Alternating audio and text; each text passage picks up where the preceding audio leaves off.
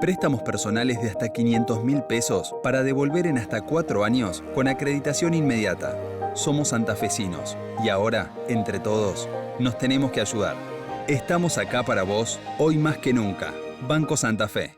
Vamos a hablar del gato, el animalito, el mamífero, el felino de 4 patas que tuvo un rol central en lo que se llamó la peste negra.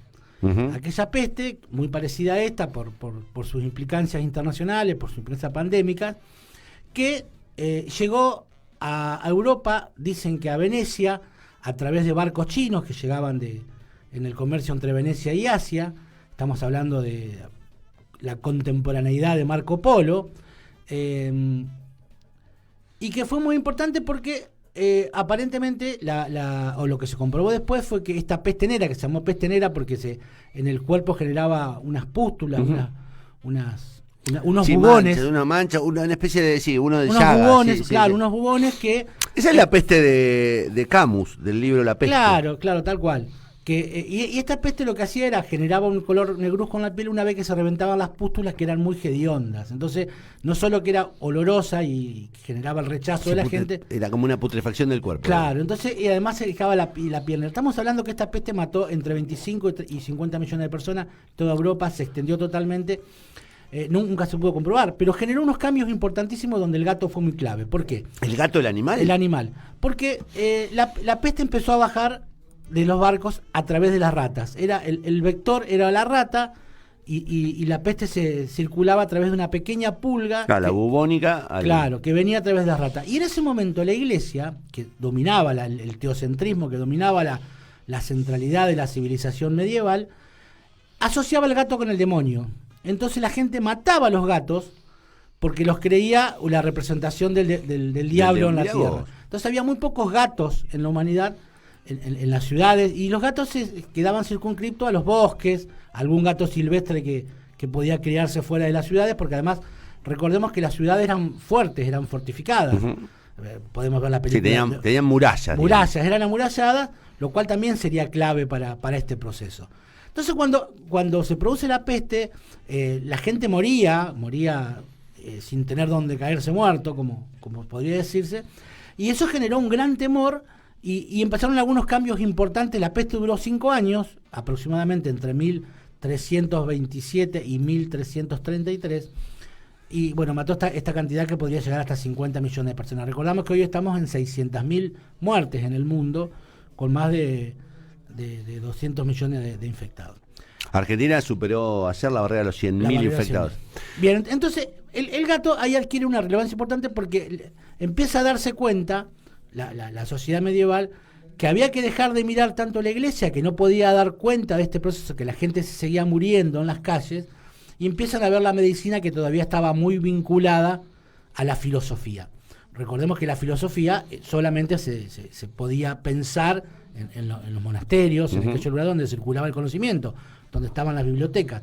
Y empieza un proceso de laico, de salida de la centralidad de la iglesia, muy interesante, donde la medicina empieza a adquirir un lugar importante y allí nacen las primeras investigaciones médicas reales, obviamente con los medios de aquel momento, y el gato vuelve a adquirir relevancia. Dicen que en realidad cuando la gente empieza a darse cuenta que no es el gato, que no es Dios, que no es el diablo, sino que es un virus, que hay una ciencia que puede dar cuenta, el gato se recupera en términos estadísticos de cantidad de población y empieza a compartir las ratas que bajaban de los barcos, sobre todo en Venecia, en el norte de Italia, y ahí empieza el proceso de disminución de la circulación del virus, notable.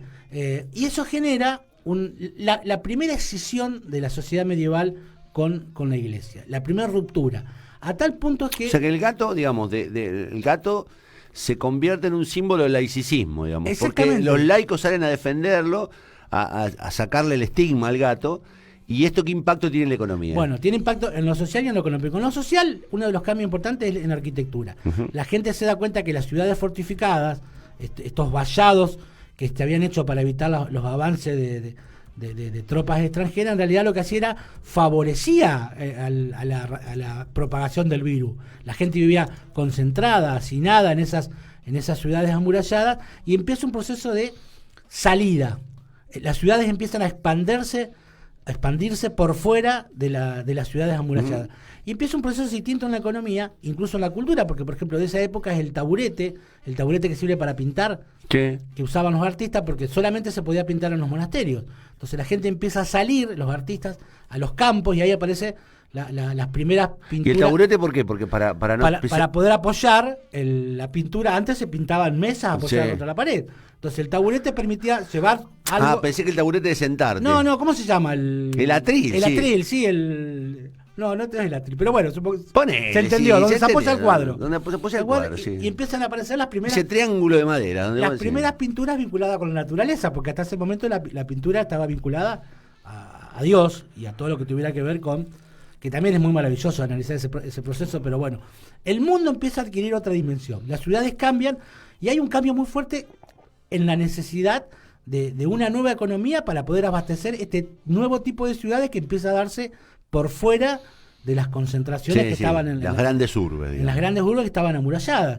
Y aquí nace un cambio muy, muy importante, que es la rotación de la tierra, el tercer cultivo. Ese tercer cultivo genera la necesidad de granos que la nueva población estaba solicitando, y aparece un concepto que es el de excedente. Si a esto se le suma que los mongoles estaban limpiando lo que era la ruta de la seda... Ya me estás volviendo loco. O sea, empiezo a perderme, porque digo, estás hablando ya del excedente, de lo que sobraba para vender. Lo que sobraba, entonces ya empezó a ver más allá de... ¿Qué tiene que ver eso con el gato? No, bueno, ya el gato fue el que permitió esta recuperación. Salir de este momento. Ahí está. Entonces, ¿qué sucede? Este excedente empieza a generar el comercio exterior entre las tribus, entre las ciudades, que se habían abierto en la ruta, se llamó la ruta de la seda, que los mongoles empiezan a limpiar cuando se hacen cargo de la dinastía china, y genera un tráfico entre Oriente y Occidente muy rico, que dio lugar ¿a qué? A la moneda. Hay una moneda árabe que es el maravedí, y empieza a aparecer el florín, que es la primera moneda que nace en Florencia, que tenía doble anclaje. Por un lado, valor intrínseco, porque era en oro, y valor de cambio, porque estaba, o valor nominal, porque estaba sujeta a los Medici, a la familia de los Medici, que empiezan a darle respaldo, y a partir de ahí eso permite que generar una unidad de cuenta.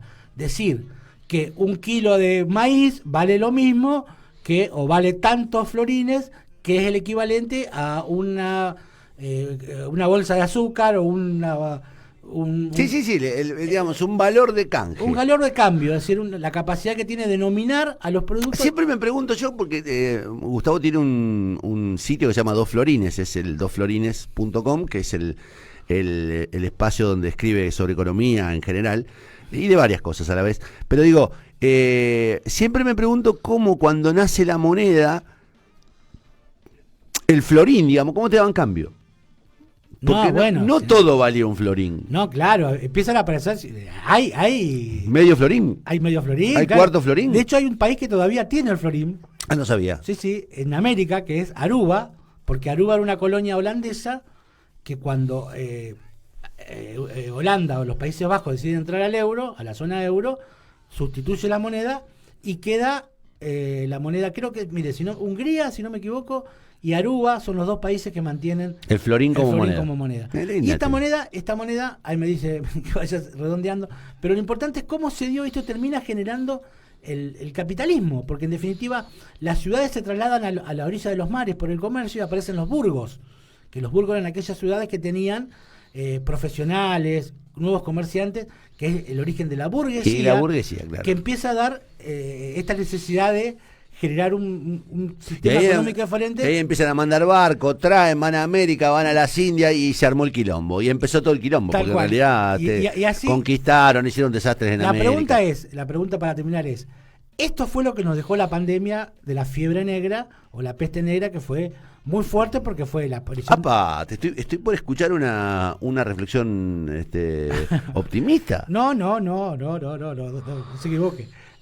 Esto fue lo que nos dejó la pandemia, la peste negra, como cambio de algo que generó muchísimos muertos y que fue un punto de inflexión en la humanidad, porque aparece la Ilustración, aparece yo tengo la idea de que algo van a hacer. Ahora la pregunta es, ¿qué van a hacer de esta pandemia? No sé, pero yo tengo la idea que algo van a hacer. Me parece que vamos a tardar muchos años en verlo, pero me parece que es una reflexión un poco más profunda, probablemente infundada, porque está en boca de un ignorante. Pero digo, a mí me parece que el mundo empieza a distinguir entre los dirigentes que sirven, los que no sirven, los inútiles, los útiles, los que proyectan, los que están... Digo, me parece que esta pandemia a lo mejor nos enseña un poco más sobre la profundidad. Me parece a mí.